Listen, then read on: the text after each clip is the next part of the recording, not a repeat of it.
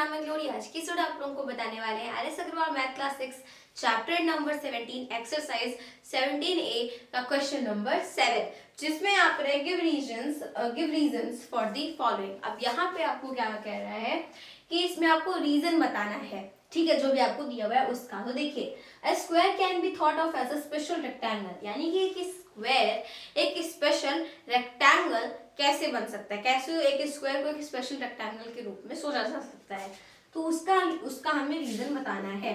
तो देखिए, जो रेक्टेंगल होता है, ये अगर आपका रेक्टेंगल है, स्क्वायर ज्यादा लग रहा है, देखिए अगर ये आपका रेक्टेंगल है तो जो रेक्टेंगल है वो स्क्वायर क्यों नहीं बन पाता, क्योंकि रेक्टेंगल की सिर्फ ऑपोजिट साइड्स इक्वल होती हैं और स्क्वायर की चारों साइड्स इक्वल होती हैं। तो अगर आपका रेक्टेंगल की चारों साइड्स इक्वल हो जाए तो वो आपका स्क्वायर बन जाएगा।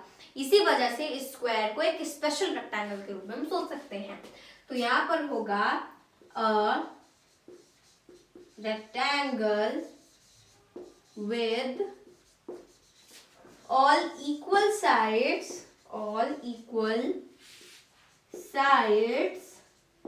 become a square, ठीक है।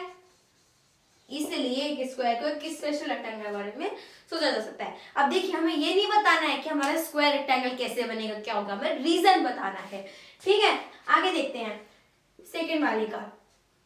तो सेकेंड वाले का अगर हम आंसर देखें तो सेकेंड वाले क्वेश्चन में है, a square can be thought of as a special rhombus. जो रोम्बस है, अब वो जो हमारा स्क्वायर है वो एक स्पेशल रोम्बस की तरह सोचा जा सकता है, ठीक है। स्पेशल रोम्बस कैसे बन सकता है, तो देखिए हमारा जो रोम्बस है, रोम्बस वो स्क्वायर क्यों नहीं बन पाता। देखिए, रोम्बस की चारों साइड इक्वल होती हैं, जी स्क्वायर की भी होती है। रोम्बस की जो ऑपोजिट साइड्स होती है वो पैरेलल होती हैं, जो स्क्वायर की भी होती है। रोम्बस की ऑपोजिट एंगल इक्वल होते हैं, स्क्वायर के भी होते हैं। लेकिन स्क्वायर में जो एंगल्स होते हैं वो फिक्स्ड होते हैं। जो स्क्वायर है उसके एंगल्स फिक्स्ड हैं कि उसके चारों एंगल होंगे 90 डिग्री के, लेकिन रोम्बस में ऐसा नहीं होता। रोम्बस में चारों में से कोई भी एंगल 90 डिग्री का नहीं होता है। तो हम यहाँ पे लिखेंगे a rhombus with each angle of 90 degree becomes a square, ठीक है। ये हो गया। थर्ड वाला देखिए, थर्ड वाले में क्या होगा। थर्ड में कहा गया rectangle can be thought of as a special parallelogram. अब जो एक रेक्टेंगल है उसको एक स्पेशल पैरेललोग्राम सोचा जा सकता है। अब देखिए, जो पैरेललोग्राम है, पैरेललोग्राम ये हमारा रेक्टेंगल क्यों नहीं बन पाता। जो रेक्टेंगल होता है इसकी ऑपोजिट साइड्स इक्वल होती हैं, हमारे पैरेललोग्राम की भी होती हैं।